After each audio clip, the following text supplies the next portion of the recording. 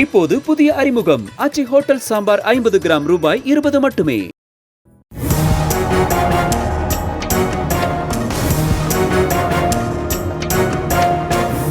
தேனி மாவட்டம் பழனிசெட்டிப்பட்டியில் மணியரசன் என்பவர் கறிக்கடை நடத்தி வருகிறார். இங்கு அதே பகுதியைச் சேர்ந்த குமார் என்பவர் சிறிது காலம் வேலை பார்த்து வந்த நிலையில் அங்கு எஞ்சியிருக்கும் இறைச்சியை வீட்டுக்கு எடுத்து சென்று சமைத்து உண்பதை வழக்கமாக கொண்டுள்ளார்.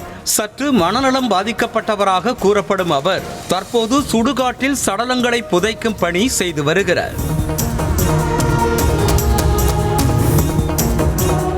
இந்த நிலையில் பழனிசெட்டிப்பட்டி பகுதியில் உள்ள மணியரசனின் கறிக்கடைக்கு சென்ற குமார் இலவசமாக கறி கொடுக்குமாறு கேட்டிருக்கிறார். இதற்கு மணியரசன் மறுத்த நிலையில் ஆத்திரமடைந்த குமார் அவருடன் வாக்குவாதத்தில் ஈடுபட்டதுடன் சற்று தொலைவில் உள்ள சுடுகாட்டிற்கு சென்று சுமார் 20 நாட்களுக்கு முன்பாக புதைக்கப்பட்ட சடலத்தை தோண்டி எடுத்து வந்து கறிக்கடையின் முன்பாக வீசிவிட்டு சென்றிருக்கிறார்.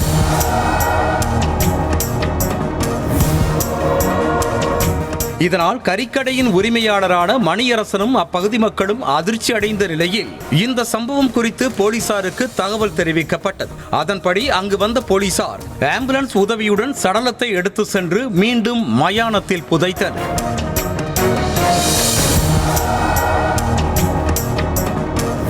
இதனைத் தொடர்ந்து இந்த சம்பவத்தில் ஈடுபட்ட குமாரை காவல் நிலையத்திற்கு அழைத்து சென்ற போலீசார் வழக்கு பதிவு செய்து விசாரணை மேற்கொண்டு வருகின்றனர்.